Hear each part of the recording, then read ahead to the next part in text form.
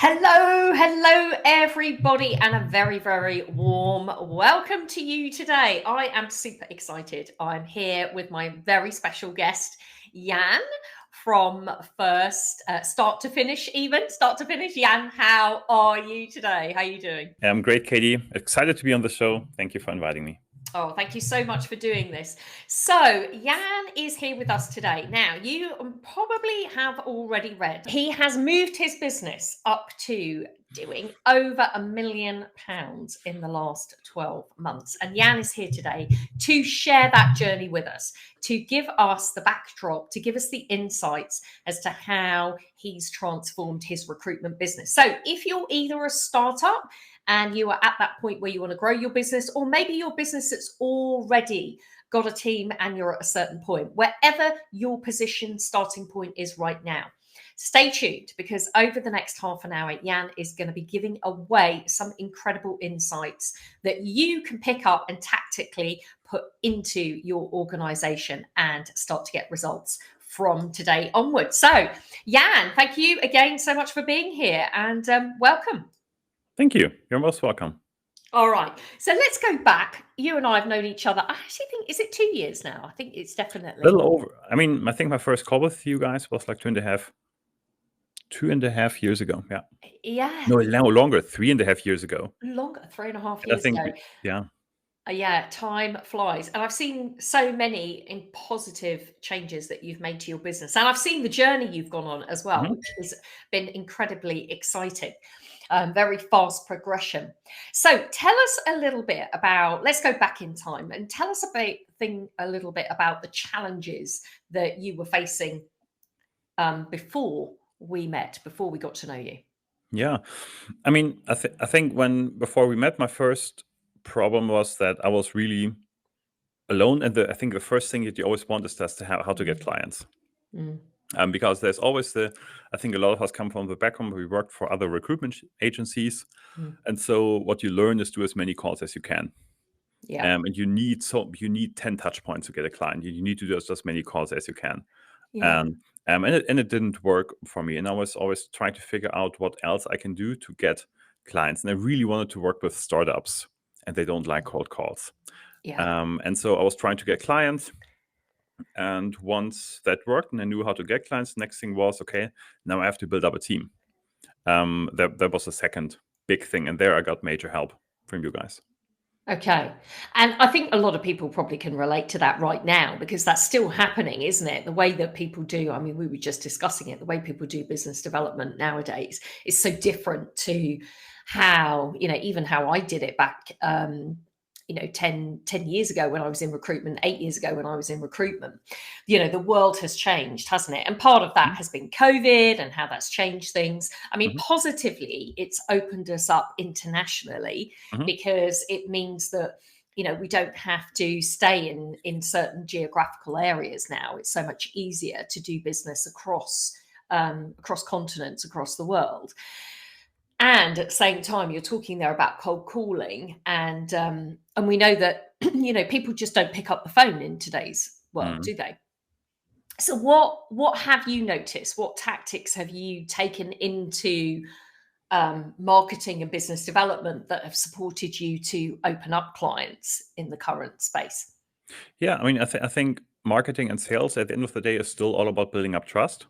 Yeah. And to build up trust, you need to see people, have touch points with them. And like as we both said in the past, there was just many phone calls to basically build up trust. But Mm.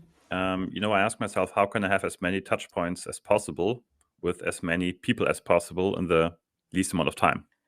Yeah. And so for me, what worked was social media posts. So LinkedIn was a big win for me, just posting on a regular basis. I think when I started out, I spent 90 minutes a day on LinkedIn. Like I Mm. added 50 people a day, wrote their messages, but mostly did good posts. And the second thing was getting recommendations. So basically finding like one or two people that you can work with really well Yeah. and growing through their personal network. Mm. Instead of trying to address the whole market somehow, just go through their network. Like get recommended to 2 more people, deliver, get recommended to 2 more people, deliver. Those things really worked for me.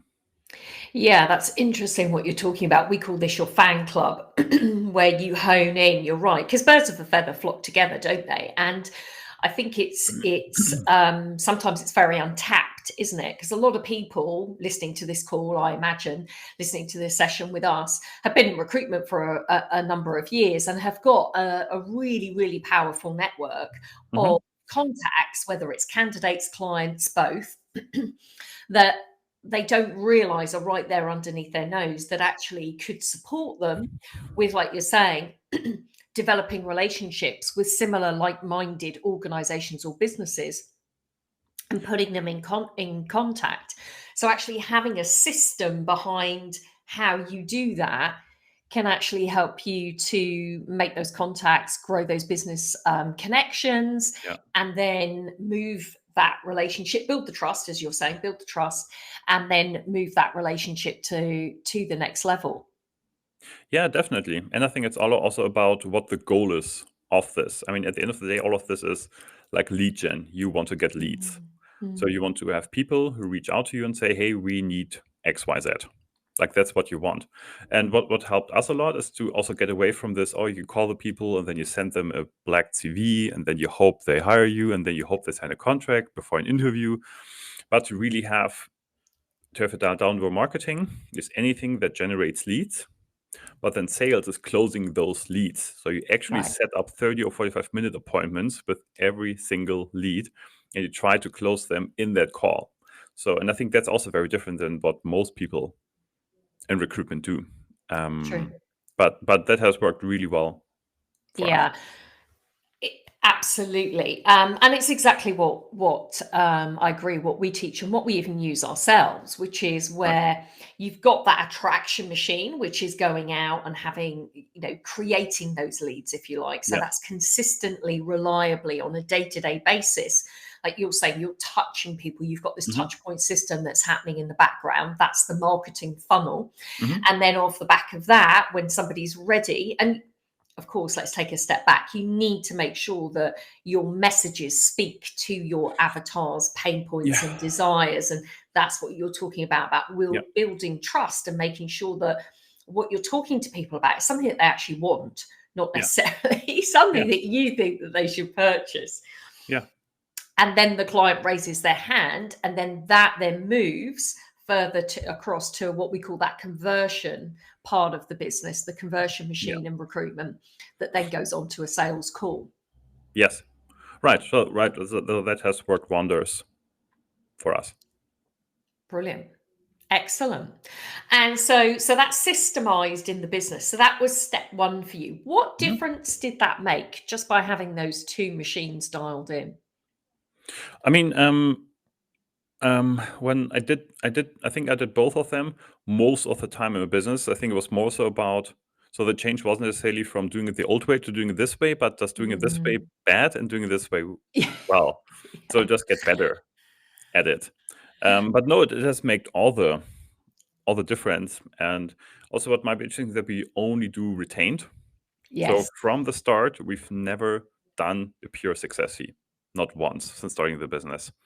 And so it's all retained. And I think then that's especially important for, I mean, it's just nice if you start out because you have revenue fast, you just get Yeah. cash and you get the client's commitment. And even a month where you might make like 30% less placements than you used to, you still have the retainers that you sold. So for us, it was just a great stabilizer in the business. Yeah, having that consistent, that monthly reoccurring revenue, Yeah.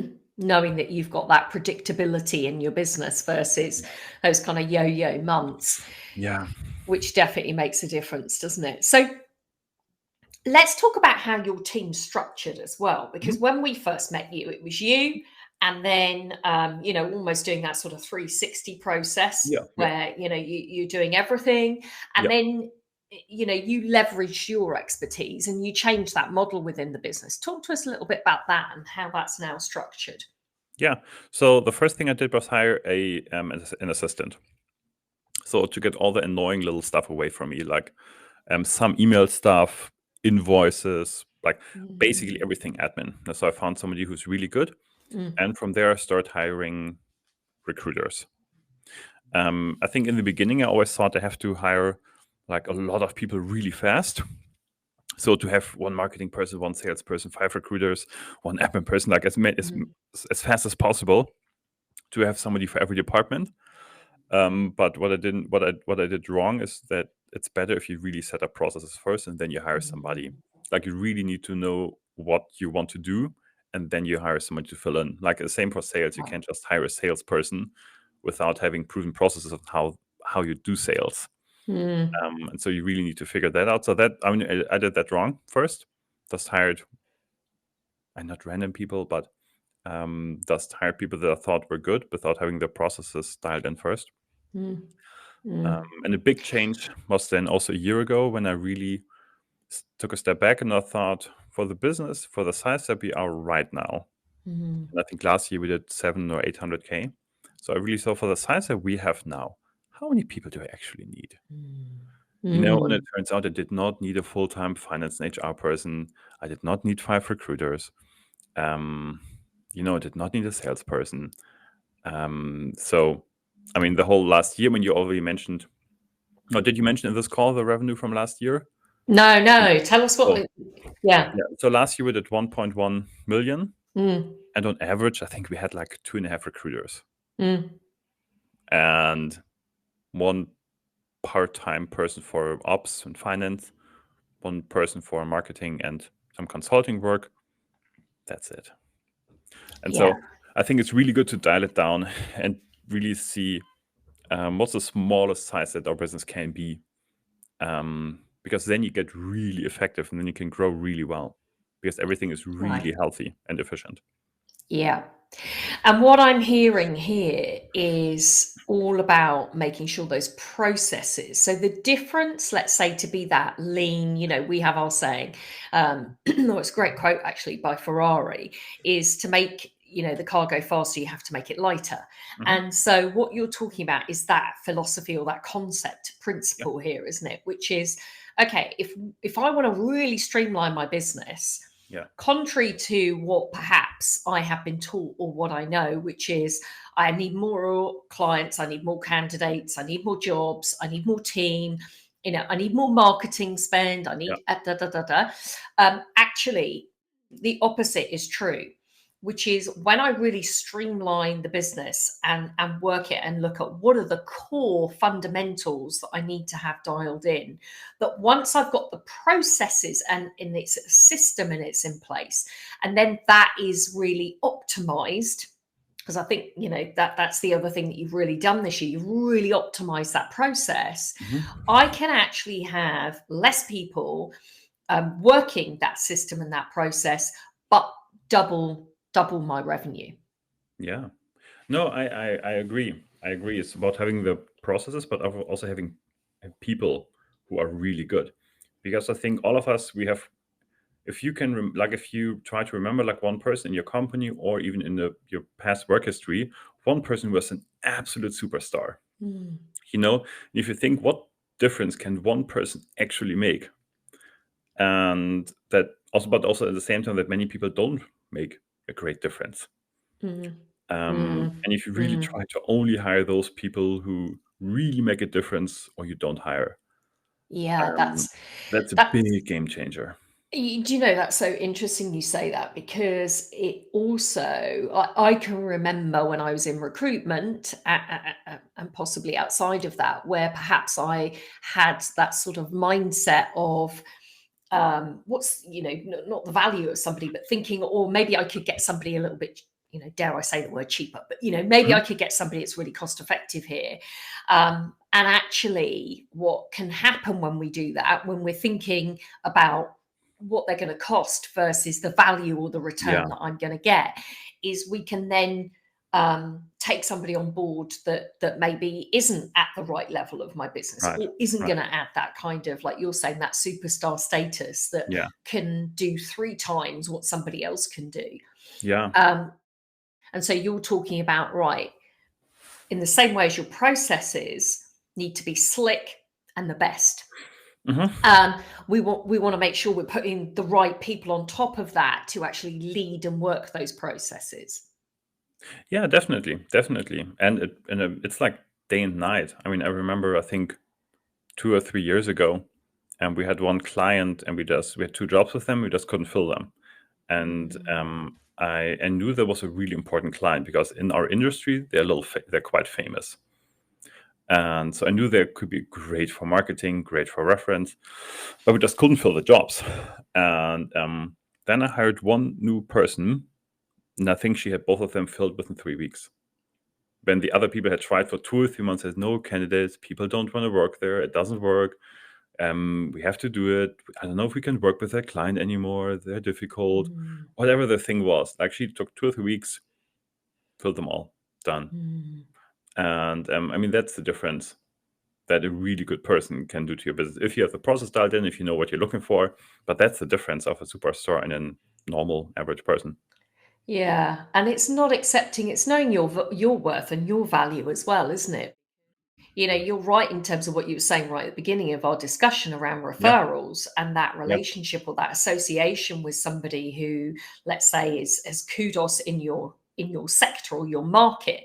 The Yeah. same thing happens with your team. If Yeah. people experience your team and your team are good, Yeah. or they experience you, they're going to expect or want that same level Yeah. of service back. And so it's important, isn't it, that we have those right people, particularly those people that are interacting with our clients or our candidates, our customers at that point. Yeah, definitely. And if you think about it, the bigger the company goes, the less contact you have with the clients on average. And so whatever your people are like, your clients think that's what your company is like. Mm. And that can be really good and that can be really bad. Mm. And so that's why it's important to have really good people. Yeah, great.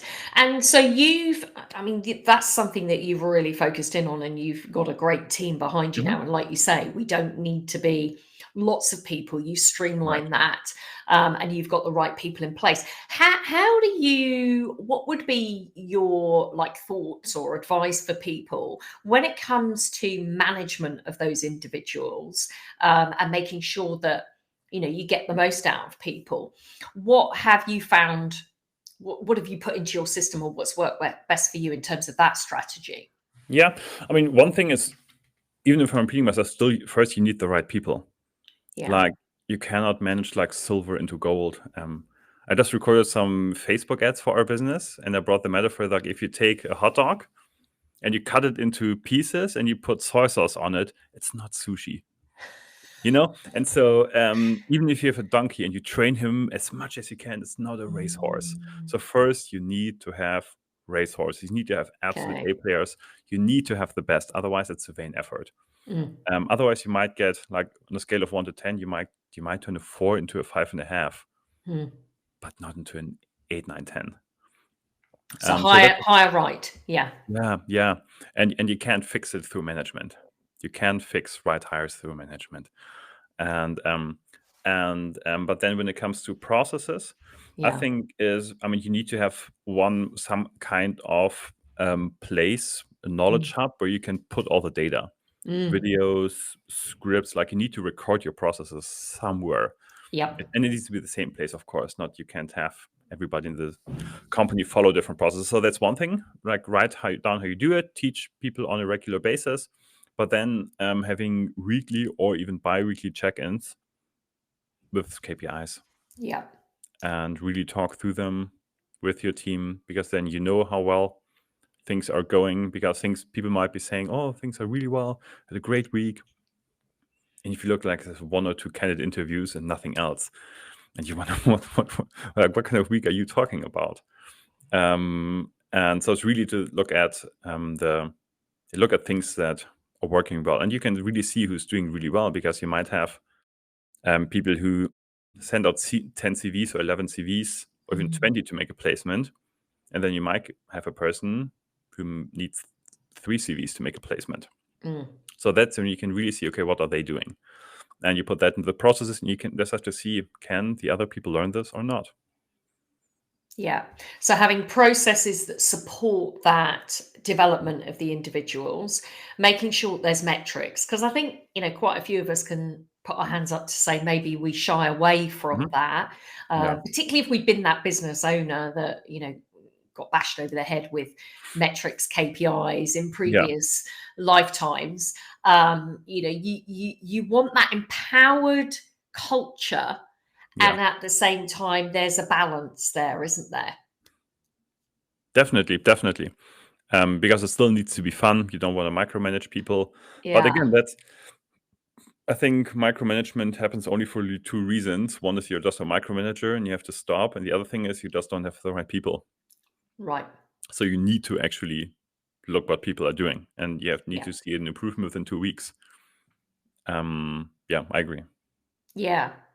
Okay. And any specific tools that you use with your people that you think, supports them on that, in terms of, anything you've got in play that really helps with that long-term, short-term strategic focus for your teams? I think long term, just to have a clear mission and vision of the business and look at it at a regular basis. Mm. So we do twice a week. We do a big get together because we're fully remote to go through mission and vision and where we want to go and Mm. core values. But every Monday morning, when we do our all hands, then we Nice. go through mission and vision and through our core values, and then people give each other shout outs for core values that they have seen their colleagues do. Lovely. And so that's how you implement it, and then you see who's getting praise and who isn't. Yeah. And people see if they're getting praise from their colleagues or not. So I think that's the big picture. Because I have trouble remembering my own goals. So that's why I look at my own goals every day. So you can't expect your team to remember your goals if you don't remind them Mhm. every week or Yeah. even more. Like you need to remember people. I once heard if you tell people something 7 times, That's it. 50% of people will say they've never heard it. Yep. So yeah, that's one thing. And short term, it's one you just like want to schedule. You need to have regular meetings. Mm. That's one thing, at least once a week. Second thing, of course, you need to have your data somewhere. That could be in an Excel, but it Mhm. could also be in your ATS, depending on what kind of ATS you're running. And then, of course, you need to have a platform where you track your processes and tools. We use MemberSpot, so that's a German Mm. Mm. software which we like. They're also a client of ours. So we use that, of course, and it's really good. They're growing fast. Really cool bootstrap tech startup. Yeah, of course, we record our videos and upload them there. But I think those are Yeah, great. I mean, that's many that's tools. lots that you've shared there. Yeah. And I think, what I'm also taking away in that short-term, long-term strategic focus, or strategies, making sure Mhm. that those tools are in place, are things like, how many people, could put the hand up and say they're still having those, Monday morning, as you're saying, those huddles, or Yeah. whatever you call it, your startup. Are you starting the week correctly, and are you finishing the week Right. correctly? They're such important times, aren't they? And as a business owner, we have a lot of things going on in our heads, and Yeah. I say we're better at keeping ourselves on track. That's actually, not true. I have two Yeah. coaches to help me do that. And at the same time, we have a lot of things going on, and we have our own systems. It's making sure, though, that your team have got those tools in place, isn't it? And that you're saying there's consistency to those tools. And the recognition, not to be underestimated, is that team culture, isn't it? And that Mhm. tribal sort of glue, what segments us, what keeps us together, is knowing that we're on a certain journey together, and that we're all sharing that vision. Yeah.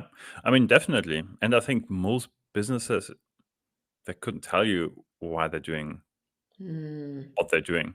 So I think, true. and not just make money, and not just, I mean, that's of course a big reason why you go into business, why you become an entrepreneur. But I think then it's like, why do you try to make money with exactly this? Why is Mm, this the best thing? So I think, yeah, I think it's very important to have that dialed down. yeah. So tell us how your personal life has improved with all the changes that you've made in the business. What's shifted for you? I mean, I think on a very basic level, 4 years ago, we lived in an apartment in the city. I rode my bike to a co-working space with a 400 euro laptop. Um, and then block the meeting rooms because I had meetings all and calls all day. So I think that's how I started. And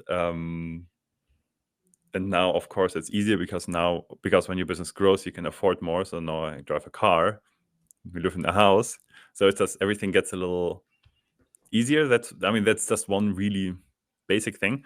But also, I also hired a COO a few months ago, which has been a huge change for me because I really need to only manage around half of my business myself. So that's been really great. And like, if you have the right people and you do what you're best at, it just becomes a lot more enjoyable. Because, for example, for me, looking through all the contracts, knowing all management team, that's stressful for me. Yeah. It is difficult for me, but I can do sales calls all day. I love it. But so you Yeah. have to figure out what you like and actually do that really well. But of course, you need to have the other sides of the business in place, because if you just do sales and if you're a bad team, then you can't fill the jobs. So you shouldn't do too much sales.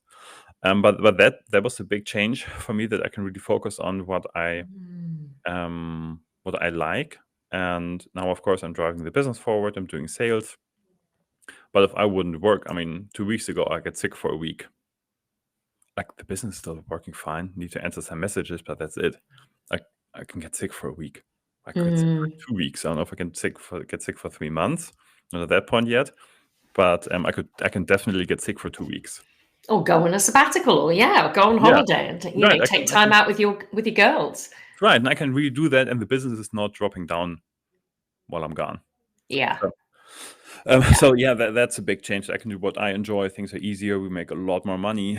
All of those things are just really good. And of Yeah. course, it's like, you tend to forget, but if you're struggling, like, looking back, if you have to run after sales, like, if you always have this pressure, like, I need to make ends meet, to make my own salary for payments, or to get enough money for my staff, if that's your goal, like, or if that's what you have to do, that's really not a good life. It's a lot nicer if you can do it because you want to grow, because you can. Then that's a way different thing to grow a business. But you're already fine. But now let's grow. Yeah, it's a very different experience of life to come from, isn't it? Very Yeah. different energy to be operating under on a day-to-day basis, when you have the choice versus that I have to, versus I choose to. Definitely. And that really does give you that sense of freedom, doesn't it? Financial and personal freedom. Yeah, no, definitely. It's been a big life change. Yeah, super. So what's the next level for start to finish and for you? Next level, it would be great to hit 2 million next year. We'll see. Because, as I said, the 1.1 million last year we did with around 2.5 or 2.6, 2.7 recruiters on average. And not everything is even going well. Like, there's still things we're figuring out, still some stressful things, still some problems. The general direction is really good, but of course, every business has problems. So Yeah. last year wasn't even great, to be honest.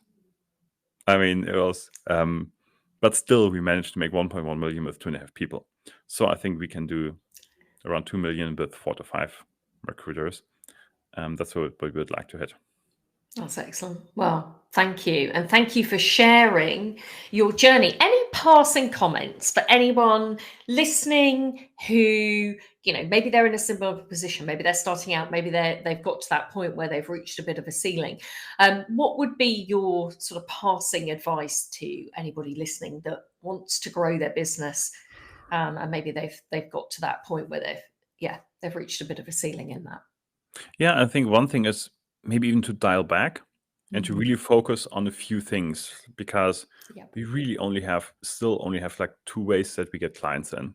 We only have one way to close clients. We don't have many recruiters, and most of our clients, like 2/3 of our clients, are e-commerce. 2/3 of our jobs are digital marketing jobs. 2/3 are leadership positions. So we don't even have that big of a variety. But we really dialed in a few things. So that's one big thing. And it's just also to join mastermind groups, coachings, because it's just, there's just people out there who make like 5 times what you do, and they know how to do this. And so for me, I mean, I booked your program or 2 of your programs for the past years. I don't remember what they were called, but it was great because you can just ask people how to do this. And because I think if you learn by yourself, like you don't necessarily see your blind spots. Because if you try to analyze yourself, what you have to work on, it's probably wrong because you don't know. So somebody else can tell you what you're working on. Yeah, I think that was a big difference to me. Yeah. And then the Yeah. last thing, really, what I learned last year, like hire A players only. Yeah. It's not worth it otherwise. Only hire Mm. great people. Don't work with it's like I have a friend of mine. He also had $1 million business, and it was not recruitment, but he fired everybody because this wasn't the right setup. And then you build it up from scratch. And now he's like at 7 million 2 years later. And it was the wrong setup, the wrong product, the wrong team. Yeah.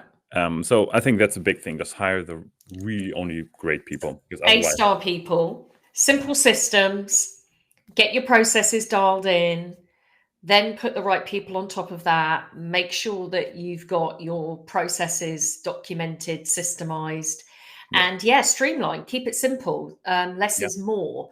That's what I've heard, a lot of the way through our conversation is you don't need more and more and more, just go for quality versus quantity. yeah, That's really what we're talking about, isn't it? So, definitely, yeah, less stress, but actually more abundance, more of what you want in yeah, life. yeah. Well, Jan, thank you so much for joining us again and sharing that second leg of your journey, as you say. So if you're listening and you want the plan of how Jan got his business to 1.1 million and this year 2 million, just click on the link below and we will show you how you can help or how you can grow and leverage more opportunities, more placements in your business as well. We will give you the whole map. So below here will be a link for you to click to get that full plan. Jan, thank you so much. I hope everyone that's listening has taken something of value away from our chat today. Thanks, guys, for joining us today, and we will see you soon. Jan, thanks again. Thank you. Bye bye.